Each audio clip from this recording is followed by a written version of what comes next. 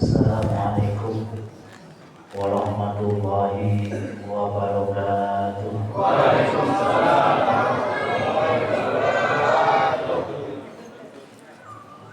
Alhamdulillahirabbil alamin.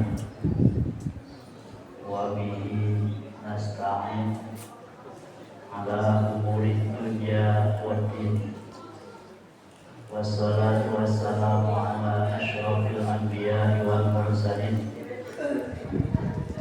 wa ala alihi wa ashabihi ajma'in. Allahumma shalli wa sallim wa barik ala sayyidina Muhammad wa ala alihi wa ashabihi wa man tabi'ahum bi ihsanin ila yaumil ma'ad. A'udzu billahi minasy syaithanir rajim. Bismillahirrahmanirrahim. Summun bukmun umyun fahum la yarji'un. Shadaqallahul azim.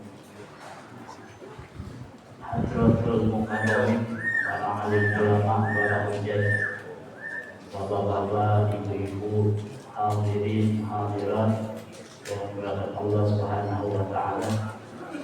Wabil khusus orang tua kita Pak Haji Muhammad Ali Musnan, orang tua kita Bapak Haji Kokoni. Mudah-mudahan dua orang tua kita ini dua-duanya paling tua di sini. Yang lain di bawah. Kita doakan panjang umur, diberikan kesehatan, diberikan rezeki yang melimpah, selalu dalam bimbingan lindungan dari Allah ila husnul khotimah. Amin ya rabbal alamin. Hadir juga guru kita Bapak Haji Dr. Taufik, Bapak Ustaz Haji Rojali, Ustaz Haji Tony Wahyudi. Ada orang tua kita juga Bapak Andi Hasan. Mana Tuan Andi? Masih muda ya? Guru kita Ustaz Haji Muhammad Yunus, Ustaz Haji Hasan, Haji Usman, Ustaz Haji Salim, Ustaz Abdul Rahman, Ustaz Taufik, Ustaz Terkasih. Saya absen aja ya. Iya, waktunya 3-5 menit gitu ya. Dan yang lainnya yang mudah-mudahan Allah jadikan perkumpulan kita zaman marhumah, perkumpulan yang mendatangkan kasih sayang Allah Subhanahu wa taala. Amin ya rabbal alamin. Nyebutnya jamaah apa saudara ya? Kan? Kalau nyebutnya jamaah kayaknya jauh gitu. Kalau nyebutnya saudara itu dekat gitu. Kita biasa menyebut saudara itu dalam lingkup yang kecil. Selain lingkup itu, arti saudaranya sudah berkurang.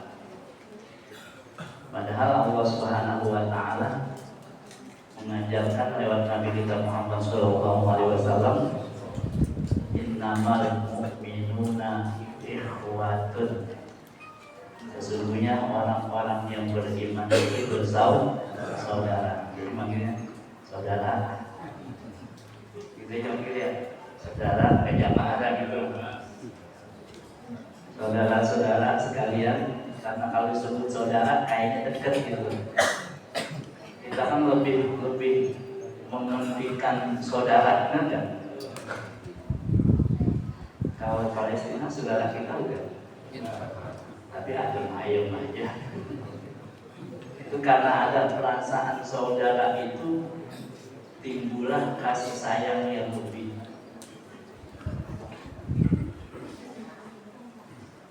Tadi kita sudah belajar hadis ayatul munafiqin. Salah satu tanda-tanda orang yang munafik ada 3. Ini kalau disebut munafik, ini orangnya. Kalau disebut nifak, itu penyakitnya. Jadi kalau orang dulu tahu doa ini, kalau yang sekarang ini rata-rata nggak tahu. Coba yang tahu angkat tangan. Kita sering diajarkan ketika kita beristinja satu doa, Allahumma tahhir qalbi minan nifaqi wa hassin farji minal fawahish. Apa? Tapi kalau orang dulu, kalau yang sekarang itu jarang paling doa begitu. Ya Allahumma tahhir qalbi, ya Allah bersihkan hati saya dari apa? Minan nifaqi, daripada penyakit nifaq. Itu kalau penyakit nifaq sulit. Itu dua muka, jadi bohongnya dua kali. Itu orang munafik itu bohongnya dua kali. Kemarin dia bohong, kemarin dia bohong. Benar kan? Ketika dia ketemu seseorang, dia ngaku saya kelompok ini. Ketika pindah, dia ngaku kelompok ini. Berarti di sini bohong, di sini juga bohong. Itu orang munafik. Tadi tandanya idza haddatsa kadzaba. Apabila dia berbicara, dia berbohong. Wa iza wa'ada akhlafa. Kalau dia janji, dia ingkari. Wa iza tumina khona. Kalau diberikan kepercayaan, dia berkhianat. Nah, nifaq ini di dalam tafsir Ibnu Katsir ada dua macam. Ada yang namanya nifaq i'tiqadi dan nifaq amali. Jadi yang nifaq itu, yang sakit itu dalam i'tikadnya. Kalau amali, nifaqnya dalam perbuatan, omongan dengan perbuatan berbeda. Jadi yang lebih berbahaya itu nifaq i'tiqadi. Nifaq penyakit i'tikad, keyakinan. Itu yang berat itu. Kalau amali ini banyak. Kalau amali ini banyak. Ngomongnya benar, tapi prakteknya enggak benar. Kalau dipercaya dia khianat, ini banyak. Tapi enggak di sini. Di sini enggak ada yang begitu. Di sini semuanya ngaji semuanya. Nah, kenapa orang munafik ini tidak mendapat hidayah dari Allah Subhanahu wa taala? Tadi ayat yang saya bacakan, summun bukmun umyun fahum la yarji'un. Summun artinya tuli. Ada nasihat, ada ayat, ada hadis disampaikan tapi enggak didengerin. Kalau masuk kuping kanan, keluar kuping kiri, itu masih bagus. Masih ada yang masuk gitu ya. Ini enggak sama sekali. Nah, yang enggak sama sekali ini karena merasa lebih. Saya lebih pintar, saya lebih kaya, saya lebih ini. Itu seperti itu. Makanya kalau kita ngajak orang kaya zikir, terus dia ngajak enggak kaya,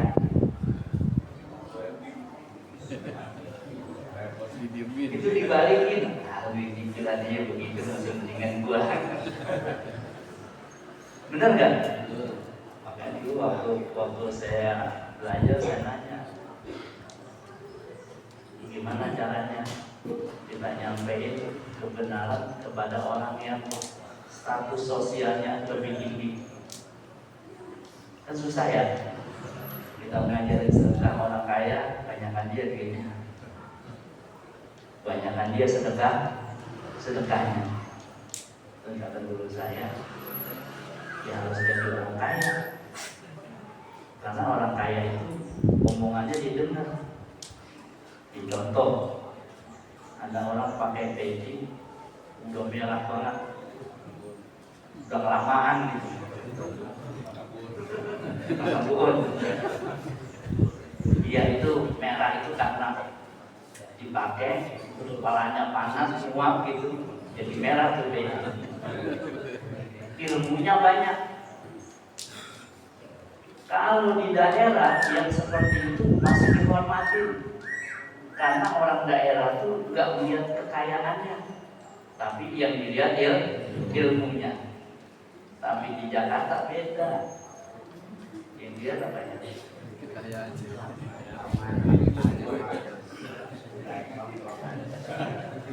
Yang dilihat tongkrongannya gitu, dilihat pakaiannya, dia lihat aksesorisnya gitu. Nah dulu kalau ada ustaz kurban naik sepeda itu 100.000. Coba ustaz kurban bawa Mercy bisa 1 juta.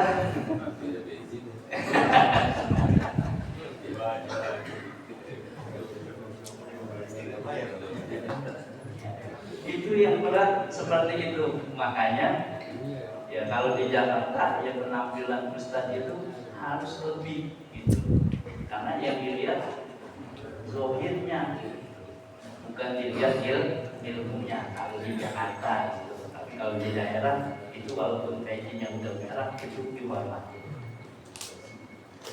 Itu tulik bukmun, gabung, tahu benar tapi enggak diucapkan kebenaran. Ini alamat stok penyampai. Omyun, buta, ada kebenaran tapi tidak itu diikuti. Naudzubillah. Ini penyakit nifaq ini sangat berbahaya. Mudah-mudahan Allah Subhanahu wa taala jauhkan kita dari penyakit nifaq ini, karena dari 3 golongan manusia yang beriman, yang kafir dengan munafik. Ini ayatnya ada semuanya, suratnya sampai ada itu, al-munafiqun, al-mu'minun, al-kafirun. Nanti kalau yang dihisab itu 2, al-mu'minun, al-munafiqun. Kalau kafir udah ketahuan, udah ketahuan gitu. Kalau yang munafiqun ini masih ngomong ini. Ya mudah-mudahan kita selalu dalam bimbingan dari Allah Subhanahu wa taala. Ila husnul khotimah. Al-Fatihah.